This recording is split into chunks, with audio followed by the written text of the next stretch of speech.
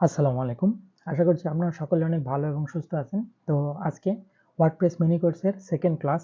আমরা গত ক্লাসে কিন্তু কয়েকটা বিষয় দেখেছি। এখন আমরা সেকেন্ড ক্লাসে কিছু পেজ ক্রিয়েট করব এবং আমরা ওয়ার্ডপ্রেস মিনি কোর্সের জন্য যে বেসিকগুলো ক্লিয়ার করা দরকার আমরা সেগুলোতে চলে যাব। তো সবার প্রথমে পেজ ক্রিয়েট করতে হয় কিভাবে এটা আমরা দেখব। সো ওয়ার্ডপ্রেসে যখন আসলাম তখন লেফট সাইডে আমরা কিন্তু ড্যাশবোর্ড প্যানেলটা দেখতে পাচ্ছি। সো ড্যাশবোর্ড প্যানেলে এসে আমরা এই যে পেজেস অপশন, বাম দিকে এই যে পেজেস অপশনে ক্লিক করে নিচের দিকে আছে add new pages. So add new pages করলে আমরা নতুন একটা পেজ পাবো, কিন্তু তার আগে আমি যদি আমার আগে কি কি পেজ ক্রিয়েট করা আছে সেটা যদি দেখতে চাই তাহলে অল পেজেসে ক্লিক করব। সো ক্লিক করলে আমরা দেখতে পারবো এখানে আমার কোনো পেজ নাই, কিন্তু ট্র্যাশে কিন্তু আমার 5টা পেজ আছে। সো এই পেজগুলোকেও আমি এখান থেকে ডিলিট করে দেবো, কেননা ডিলিট করে দিলে আমার ওয়ার্ডপ্রেস সাইটটার স্পিড ভালো থাকবে, ঠিক আছে, আননেসেসারি কোনো ডাটা থাকবে না। সো দেখেন অল পেজেসে যখন আসলাম, আসার পরে এগুলো কিন্তু আমি ডিলিট করে দিলাম। তার মানে এখানে আপাতত আমার কোনো তাহলে এখানে আমার কিন্তু আপাতত কোনো পেজ নেই। সো এখানে আমরা কি করব, আমরা যদি একটা নতুন পেজ ক্রিয়েট করি, নতুন পেজ ক্রিয়েট করার জন্য আমাদের অ্যাড নিউ পেজ এই অপশনে ক্লিক করব। সো অ্যাড নিউ পেজ অপশনে ক্লিক করলেই আমাদের সামনে নতুন একটি উইন্ডো চালু হবে এবং এই নতুন একটি উইন্ডোর মাধ্যমে আমরা কিন্তু নতুন একটি পেজ ক্রিয়েট করতে পারবো। সো দেখেন আমার সামনে যেটা চালু হয়ে গেছে নতুন উইন্ডোটা। সো এই যে উপরের যে পপ আপটা আসছে, আমরা এই পপ আপটা এগুলো আমরা নেব না, ঠিক আছে, আমরা ম্যানুয়ালি কাজ করব। সো অ্যাড টাইটেল, এখানে আমরা পেজের টাইটেলটা দিয়ে দেবো। সো আমরা পেজের টাইটেলটা আমরা দিতে পারি কি ক্লাস 2, কেননা আমরা যেহেতু ক্লাস 2তে আছি, ঠিক আছে, আমরা ক্লাস 2 দিয়ে দিচ্ছি। দেন ক্লাস 2তে দেওয়ার পর আপনাকে কি করতে হবে, এই যে উপরের দিকে পাবলিশ অপশন দেখতে পাচ্ছেন, পাবলিশ অপশনে ক্লিক করতে হবে, দেন পাবলিশ। সো পেজটা কিন্তু আমার পাবলিশ হয়ে গেল। সো এখন যদি আপনারা নতুন আরও একটি পেজ ক্রিয়েট করতে চান তাহলে কি করবেন, ধরেন ওখানে আর যাচ্ছি না, আমি ড্যাশবোর্ড থেকে আর আসতেছি না, আমি এখান থেকে আবার একটা নতুন পেজ ক্রিয়েট করব। তাহলে এই যে অ্যাড নিউ পেজ, এখানে যদি আমি ক্লিক করি তাহলে কিন্তু আমার সামনে আবার সেই রিপিটেড ভার্সনটা চলে আসবে। এখান থেকে আমি নতুন আরও একটা পেজ ক্রিয়েট করতে পারবো। সো এই পেজটাকে আমরা দিতে পারি হোম পেজ,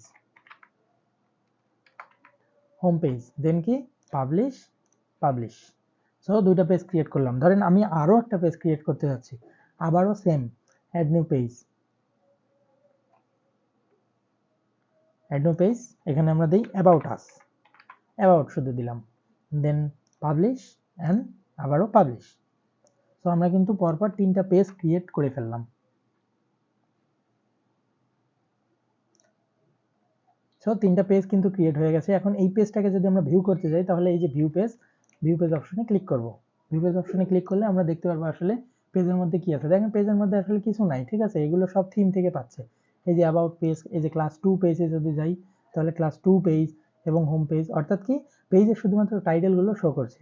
সো আমাদের ওয়ার্ডপ্রেসের মেইন কাজটাই হচ্ছে একটা ওয়েবসাইট অর্থাৎ পেজগুলোকে আমাদের কাস্টমাইজ করে সুন্দর সুন্দর ডিজাইন করা, সুন্দর সুন্দর কালার অ্যাড করা, সুন্দর সুন্দর ট্রানজিশন অ্যাড করা, এগুলো অ্যাড করাই কিন্তু আমাদের মেইন কাজ। সো আমরা দেখলাম কিভাবে একটা পেজ ক্রিয়েট করতে হয়, ঠিক আছে। সো পেজ ক্রিয়েশনটা কিন্তু আমরা দেখে ফেললাম। সো পেজ ক্রিয়েটের পর এখন আমরা যদি আমাদের ওয়েবসাইটটাকে ভিজিট করি তাহলে আমরা ওয়েবসাইটটাকে কীরকম দেখবো সেটা আমরা দেখি। তাহলে তো আমাদের 3টা পেজ দেখার কথা, তাই না? একটা ওয়েবসাইটকে ভিজিট করার জন্য আমরা এই যে উপরের দিকে হোম একটা আইকন পাচ্ছি, এখানে যখন ক্লিক করবো সাথে সাথে নিচের দিকে শো করবে ভিজিট সাইট। সো এই ভিজিট সাইটে আমরা ক্লিক করব, তাহলেই আমাদের সাইটটাকে আমরা প্রিভিউ করতে পারবো যে আসলে সাইটটাকে দেখতে কীরকম লাগতেছে। তো আমি যদি যাই, দেখেন আমি কিন্তু কোনো ডিজাইন করি নাই, বাট এখানে একটা দেখেন ডামি একটা ডিজাইন বা ডেমো একটা ডিজাইন অলরেডি এখানে কিন্তু তৈরি হয়ে আছে।